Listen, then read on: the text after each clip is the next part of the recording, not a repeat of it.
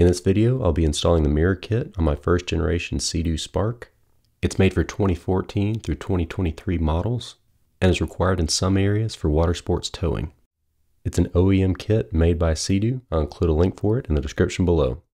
Inside the box, you'll find a piece of paper directing you where to find the instructions. I'll link to that as well in the description. Then we have both mirrors. On the inside, we have multiple mounting holes as well as drain holes if water gets inside the housing. And lastly, we have the bag of 5 10mm screws. The tools you'll need are a pencil, a 10mm wrench, a drill bit.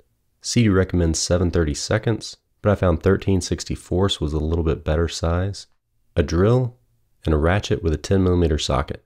The instructions also call for a torque wrench at 5.5 Newton meters, 48.7 inch-pounds, but I found that this much force was too much for the plastic and I was stripping out the screws, so I would recommend just getting it snug with your hand and not over tightening. I'll get started on the starboard side. This side only has 2 screws. First, take the mirror housing and slide it into position. You'll find that there's a sweet spot where the housing fits best in.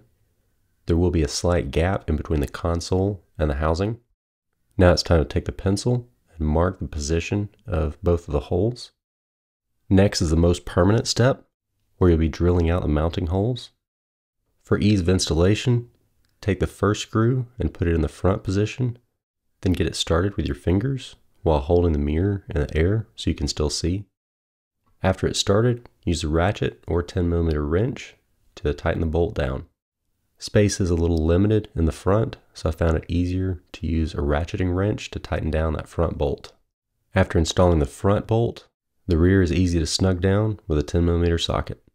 As I mentioned previously, I attempted to torque to spec at 5.5 Newton meters, but unfortunately that was not achievable with this plastic. Grab the mirror and attach to the housing, making sure to press only on the outside bezel and not the lens itself. Lastly, using your fingernail in a corner of the mirror, take off the protective plastic. Repeat the same procedure on the port side, with the exception that there are 3 screws instead of 2. Line it up by sliding it into position. Use the pencil to mark screw position. Drill all 3 holes. Install the front screw first, followed by the middle, then the back. Ensure all 3 screws are snug. Press the mirror bezel into the housing, making sure not to press directly on the mirror surface. And lastly, remove the protective plastic using a fingernail. Being made by Sea-Doo, they go perfectly with the Spark.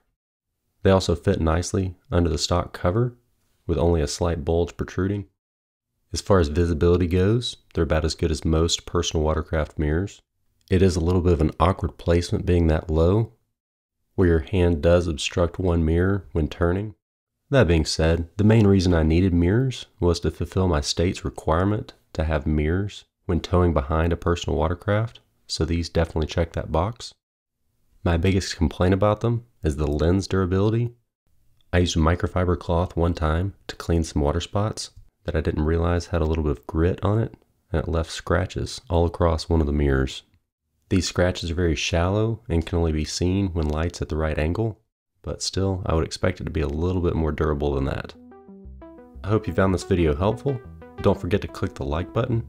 Also subscribe to the channel if you haven't already, and click the notification bell to be alerted of any future videos.